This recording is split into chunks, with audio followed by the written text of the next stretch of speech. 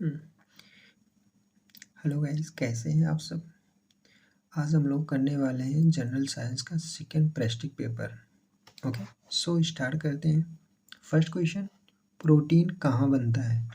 Protein कहाँ बनता है? राइबोसोम्स में बनता है। अब राइबोसोम्स होते क्या है, ठीक है ना। तो चलते हैं राइबोसोम्स। राइबोसोम्स पहले तो हम ये जानते हैं कि राइबोसोम्स की खोज किसने की थी। राइबोसोम्स की खोज किसने की थी, पहले ये क्वेश्चन हम जानते हैं। तो राइबोसोम्स की खोज 1953 में प्लाडे ने की थी। किसने की थी? प्लाडे ने की थी। इसलिए राइबोसोम को एक नाम से और जाना जाता है, प्लेड कण या प्लेड कण के नाम से भी राइबोसोम्स को जाना जाता है। तो राइबोसोम्स की खोज 1953 में प्लाडे ने की थी। अब राइबोसोम्स बने किनके होते हैं, क्या मिलकर बना होता है राइबोसोम्स में? पहली चीज़ तो राइबोसोम्स आरएनए प्लस प्रोटीन से मिलकर बने होते हैं। आरएनए प्लस प्रोटीन से मिलकर बने होते हैं। ओके, आरएनए और प्रोटीन से मिलकर बने होते हैं। उसके बाद राइबोसोम्स के कार्य क्या होते हैं? राइबोसोम्स के कार्य ये भी जानना जरूरी है। राइबोसोम्स के कार्य क्या होता है? कोशिका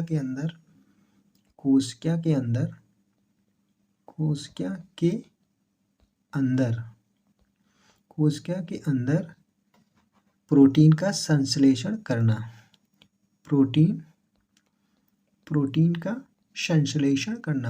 का संश्लेषण करना ये राइबोसोम्स का कार्य होता है। ओके, तो राइबोसोम्स का कार्य क्या होता है? कोशिका के अंदर प्रोटीन का संस्करण करना। तो राइबोसोम्स कितने प्रकार होते हैं? राइबोसोम्स के प्रकार ये दो प्रकार के होते हैं मोस्टली, पहला और दूसरा। पहला क्या होता है? यूकैरियोटिक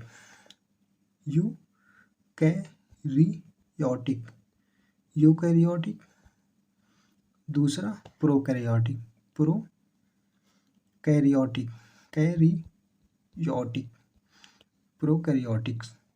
राइबोसोम्स, ठीक है ना। ये 18 एस टाइप के होते हैं, ये 70 एस टाइप के होते हैं, ठीक है ना। अब एक्चुअली क्या होता है, ये दो प्रकार के होते हैं, यूकैरियोटिक प्रोकैरियोटिक। अब ये यूकैरियोटिक और प्रोकैरियोटिक पाए कहाँ जाते हैं? तो ये पाए कहाँ जाते हैं, यूकैरियोटिक और प्रोकैरियोटिक, ये भी जानना जरूरी है। प्रोकैरियोटिक कोशिकाओं में पाए जाते हैं। कोशिकाओं में पाए जाते हैं। तो ये पाए कहाँ जाते हैं? यूकैरियोटिक प्रोकैरियोटिक कोशिकाओं में पाए जाते हैं। ओके, कितना क्लियर हुआ इतना? तो एक चीज़ और जानते हैं हम लोग, राइबोसोम की सबसे छोटी सेल्स का नाम क्या है? सबसे छोटी सेल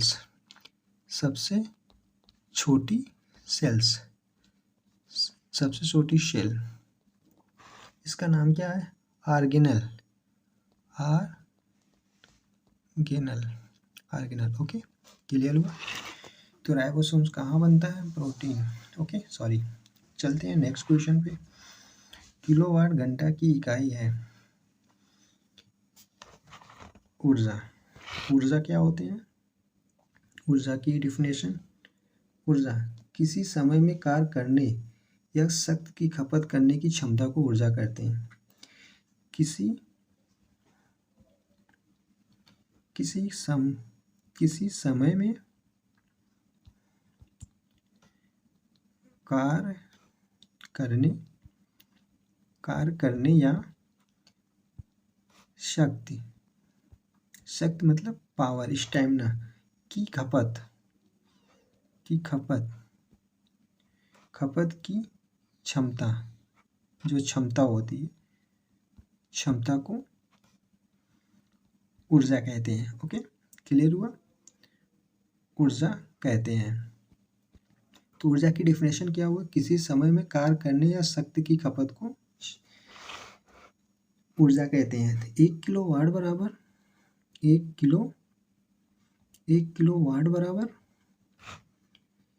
3600 जूल के बराबर होता है। 3600 जूल के बराबर होता है। ओके, होता है। क्लियर हुआ?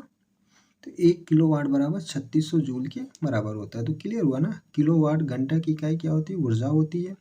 इसकी डेफिनेशन क्लियर हुई। ओके, सो हम चलते हैं नेक्स्ट क्वेश्चन पे।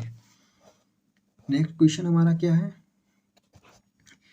ऑक्सीजन परमाणुओं का एक मोल, ऑक्सीजन परमाणुओं का एक मोल ऑक्सीजन के परमाणु के बराबर होता है। तो किसके बराबर होता है? 6.022 10⁻23 के बराबर होता है। ओके ना, तो इसमें एक्चुअली क्या होता है, एक मोल में प्राथमिक तत्वों की संख्या को अवग्रंथों की संख्या कहा जाता है। क्या कहा जाता है? एक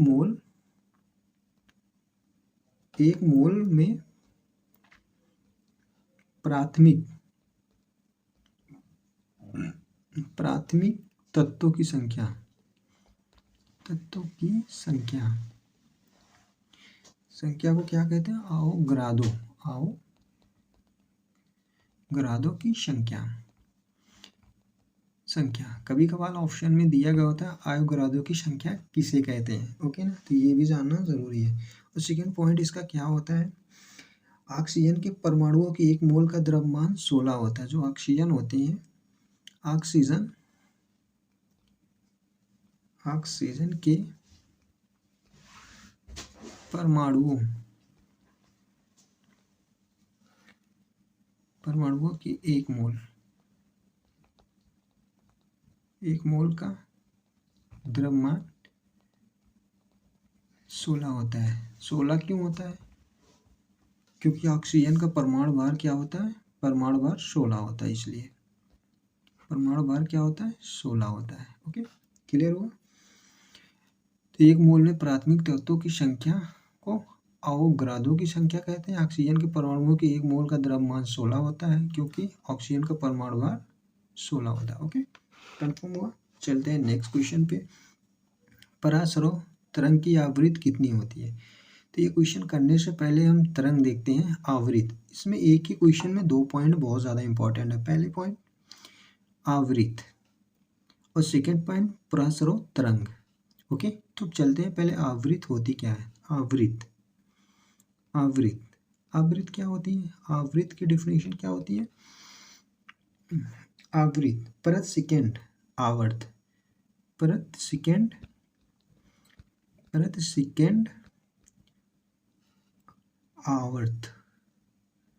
आवर्त या चक्रों की संख्या। जो पर सेकेंड चक्रों की संख्या होती है, चक्रों की संख्या को आवृत्ति कहते हैं। ओके, कंफर्म हुआ? आवृत्ति कहते हैं। ओके, तो इसका एसआई मात्रक क्या होता है? एसआई मात्रक या इकाई क्या होता है? हर्ट्ज होता है। हर्ट्ज होता है। ओके, ठीक है ना। अब ये जो तरंगे होती हैं, तरंग ये कितने प्रकार की होती हैं? तरंग जो होती है मोस्टली 3 प्रकार की होती है। ठीक है ना। तो तरंग क्या होती है? ये तरंग आपकी कितने प्रकार की होती है? 3 प्रकार की। ओके, चलो एक पहली तरंग अवसरव तरंग, दूसरा स्रव तरंग और तीसरा जो होती है परासरव तरंग होती है। परासरव तरंग, आसरव तरंग इसको इंफ्रासोनिक भी कहते हैं। इंफ्रासोनिक वेव्स बोलते हैं इनको। ओके, और सर्व तरंगों को ऑडिबल वेव्स बोलते हैं। और इसके परासरव को अल्ट्रासोनिक वेव। ठीक है ना। अब इसकी जो होती है क्षमता जो होती है, ओके, इसकी जो होती है 20 हर्ट्ज से कम होती है। 20 हर्ट्ज से कम होती है। इनकी आवृत्ति की ध्वनि की जो तरंग होती है 20 हर्ट्ज से कम होती है। और सर्वतरंग की 20 हर्ट्ज से 20 के हर्ट्ज के बीच में होती है। सर्वतरंग को मनुष्य सुन सकता है। सुन सकता है, मनुष्य सुन सकता है। जो मनुष्य तरंग सुनता है इसके 20 की 20 हर्ट्ज से 20 के हर्ट्ज के 20 की साउंड को सुन सकता है। और लास्ट जो होता है ये 20 के प्लस होता है, मतलब 20,000 हर्ट्ज से ज़्यादा की तरंगें होती हैं। ये मोस्टली जानवर सुन सकते हैं, जैसे कुत्ता, बिल्ली, चमगादड़, ETC। ठीक है ना। ओके, तो समझ में आया क्या होता है आवृत्ति क्या होती है। पर सेकेंड आवर्त या चक्रों की संख्या को आवृत्ति कहते हैं। इसका एसआई मात्रा की इकाई क्या होती है, हर्ट्ज होती है। तरंग जो होते हैं ये 3 तरह से होते हैं। अवसरों तरंगे होती हैं, इंफ्रासोनिक तरंगे बोलती हैं, ये 20 हर्ट्ज से कम होती हैं। दूसरा स्रोतरंगी होती हैं, 20 हर्ट्ज से लेके 20,000 हर्ट्ज के बीच में होती है। ये तरंगे मनुष्य सुन सकता है। और जो परस्वर तरंगे होती है 20,000 हर्ट्ज से ऊपर की तरंगे होती है। मोस्टली ये जानवर सुन सकते हैं। जानवरों में जैसे कुत्ता, बिल्ली, चमगादड़ आदि ये सब हुए। ठीक है ना।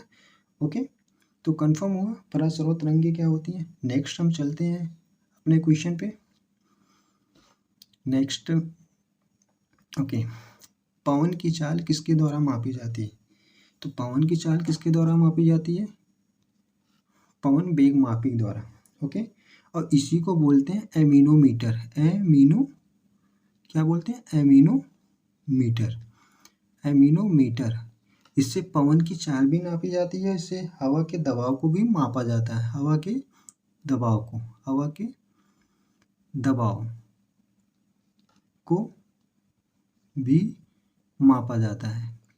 तो पवन की चाल, हवा के दबाव को किससे मापा जाता है, एमीनोमीटर या पवन वेग मापी से। ओके, ठीक है ना। अब एमीनोमीटर होते क्या है, एमीनो मोस्टली ये 5 प्रकार के होते हैं। एमीनोमीटर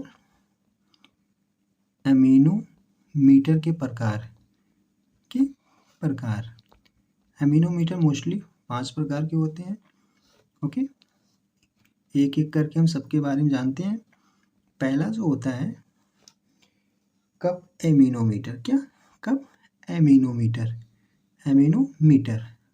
दूसरा जो होता है हॉट वायर एमीनोमीटर। तीसरा जो होता है विंडमिल एमीनोमीटर। देन फोर्थ जो होता है लेजर डापलर एमीनोमीटर। देन 5 जो होता है सोनिक एमीनोमीटर होता है। एक्चुअली ये 3 सबसे ज़्यादा इम्पोर्टेंट है एग्जाम पॉइंट ऑफ व्यू से। तो पढ़ते हैं विमिंडल क्या होता है, हवा के वेग की गणना किया जाता है। ये हवा के वेग की गणना के लिए उपयोग किया जाता है। किसके लिए, हवा की वेग के लिए उपयोग किया जाता है। ओके, देन सेकेंड चलता है लेजर डापलर क्या होता है, प्रकाश की मात्रा को प्रकाश की मात्रा की गणना की जाती है। की गणना के लिए जब प्रकाश की मात्रा की गणना की जाए तो इससे पता होता है कि वेग को निर्धारित किया जाता है कि वेग कितना है। ओके, तो प्रकाश की मात्रा के कारण ही पता लगता है कि वेग कितना है, निर्धारित कितना किया है। ओके, लास्ट वन जो होता है सोनिक एमीनोमीटर होता है। सोनिक एमीनोमीटर हवा की चाल के लिए होता है। हवा की चाल के लिए। ओके, तो ये पॉइंट आपको समझ में आया कि पवन की चाल किसके द्वारा मापी जाती है, पवन वेग मापी, इसी को बोलते हैं एमीनोमीटर। और हवा के दबाव को भी एमीनोमीटर द्वारा नापा जाता है। एमीनोमीटर 5 प्रकार से होते हैं, cup anemometer, hot wire anemometer, windmill anemometer, laser Doppler anemometer, sonic anemometer. Okay, अब कुछ जो एग्जाम पॉइंट ऑफ व्यू से जो कुछ उपकरण इंपॉर्टेंट है उनको भी हम जान लेते हैं। उपकरण एंड उपयोग। सो पहला वायु दाब मापी। इसका उपयोग किस में किया जाता है, वायुमंडलीय दबाव को मापने के लिए। वायुमंडलीय दबाव के लिए। देन सेकेंड जो है हाइड्रोमीटर हाइड्रोमीटर का उपयोग कहाँ किया जाता है? द्रवों का अपेक्षित घनत्व, जो द्रव होते हैं द्रवों का अपेक्षित घनत्व के लिए। ओके, अपेक्षित घनत्व के लिए। ओके, तो समझ में आया आप सबको? ओके, तो जो इसका उपकरण होता है वायु दाब मापी वायुमंडलीय दबाव के लिए, हाइड्रोमीटर द्रव का अपेक्षित घनत्व के लिए उपयोग किया जाता है। ओके, तो आपको ये पॉइंट क्लियर हुए होंगे। चलते हैं अपने नेक्स्ट क्वेश्चन पे। नेक्स्ट क्वेश्चन हमारा क्या है? नेक्स्ट क्वेश्चन हमारा है, एक जीन डीएनए की अपेक्षाकृत कम लंबाई है जो के लिए कोड करता है, तो ये प्रोटीन है। तो ये आप सबको पता है कि ये प्रोटीन है। ओके, क्या है? प्रोटीन है। अब होता क्या है, डीएनए क्या होता है? एक्चुअली पहले डीएनए, इसका नाम क्या होता है? DNA deoxy ribo nucleic acid,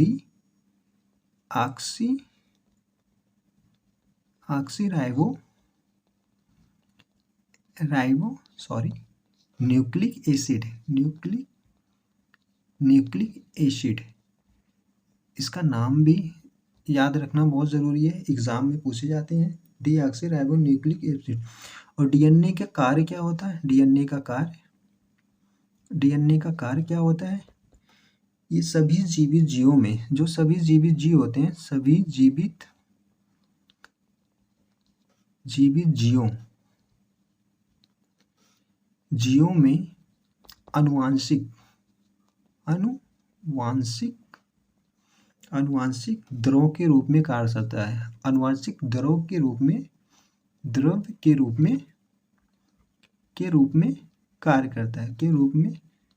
कार्य करता है। ओके, ये पॉइंट क्लियर हुआ। ओके, अब इसी में एक पॉइंट और देते हैं। डीएनए जो बना होता है किससे होता है? डीएनए में क्या पाया जाता है? डीएनए प्लस प्रोटीन से बने होते हैं। किससे? प्रोटीन से बने होते हैं। और डीएनए में दो प्रकार के प्रोटीन पाए जाते हैं। पहला प्रोटीन, देन दूसरा। पहला हिस्टोन प्रोटीन,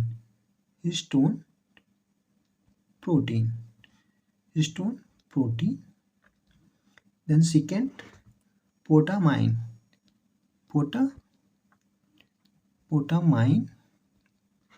प्रोटीन।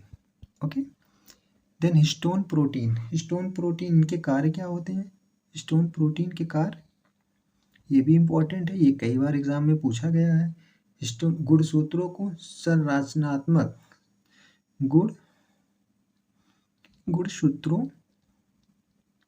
गुणसूत्रों को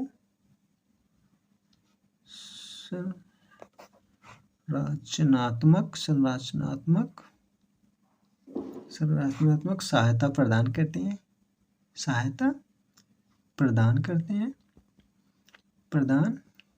हैं।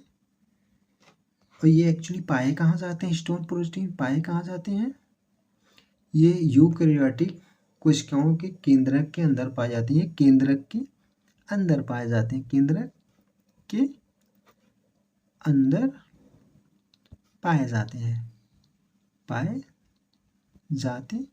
तो कहाँ पाए जाते हैं? यूकैरियोटिक कोशिकाओं के केंद्रक के अंदर पाए जाते हैं। तो अब क्या होता है? डीएनए क्या होता है? डीएनए और प्लस प्रोटीन से बना होता है। प्रोटीन इसमें दो प्रकार के होते हैं, हिस्टोन प्रोटीन होते हैं, पोटामाइन प्रोटीन होती है। अब हिस्टोन प्रोटीन के कार्य क्या होते हैं? गुणसूत्र को संरचनात्मक सहायता प्रदान करते हैं। ओके, और ये पाए कहाँ जाते हैं? केंद्रक के अंदर पाए जाते हैं। किसके केंद्रक के अंदर पाए जाते हैं? यूकैरियोटिक कोशिकाओं के केंद्रक के अंदर पाए जाते हैं। अब ये होता है डीएनए की खोज, ये भी पॉइंट दे लेते हैं। डीएनए की खोज किसने की थी? ये भी पॉइंट जरूरी है। James Watson plus Francis Crick ने कब की थी? 1953 में की थी। ओके, तो इससे रिलेवेंट जितने भी पॉइंट थे हमने आपको बता दिया, ठीक है ना? ओके, तो DNA deoxy ribo nucleic acid, इनके कार्य क्या होते हैं? सभी जीवित जीवों में आनुवंशिक दरों के रूप में कार्य करते हैं। डीएनए में जो प्रोटीन पाए जाते हैं 2 प्रकार से होते हैं। हिस्टोन प्रोटीन के कार्य क्या होते हैं? गुणसूत्रों को संरचनात्मक सहायता प्रदान करते हैं। और ये कहाँ पाए जाते हैं? यूकैरियोटिक कोशिकाओं के केंद्रक के अंदर पाए जाते हैं। इसकी खोज, इसके जनक कौन है? जेम्स वाटसन और फ्रांसिस क्रिक है। ओके, इतनी पॉइंट क्लियर हुए। ओके, सो हम चलते हैं अपने नेक्स्ट क्वेश्चन पे। ओके, नेक्स्ट क्वेश्चन हमारा क्या है? किस नियम के अनुसार स्थित ताप पर गैस का आयतन ये आपका क्या होता है? V होता है। दाब क्या होता है? P होता है। कि व्युत्क्रमानुपाती होता है। तो बायल का नियम होता है। तो बायल का नियम क्या होता है? इसकी डिफिनेशन क्या होती है? बायल के नियम का डिफिनेशन क्या होती है? स्थिर ताप पर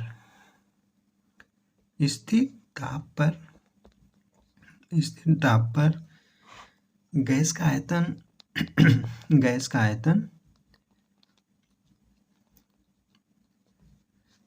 आयतन दाब के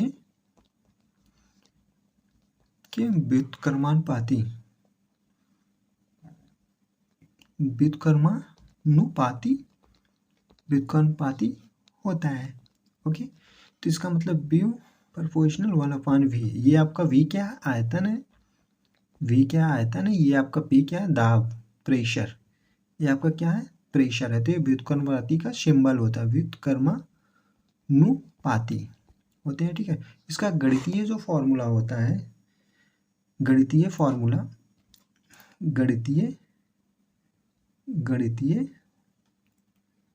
गणितीय रूप चाहे बोलो, चाहे सूत्र या फॉर्मूला आप बोलो, तो इसका जो गणितीय फॉर्मूला होता है P1 V1 equal to P2 V2 बराबर K आपका कांस्टेंट होता है, स्थिरांक होता है। ओके, P आपका क्या होता है? दाब होता है। V क्या होता है? आयतन होता है। ओके, कंफर्म हुआ कि बायल का नियम क्या होता है? स्थिर ताप पर गैस का आयतन दाब के व्युत्क्रमानुपाती होता है।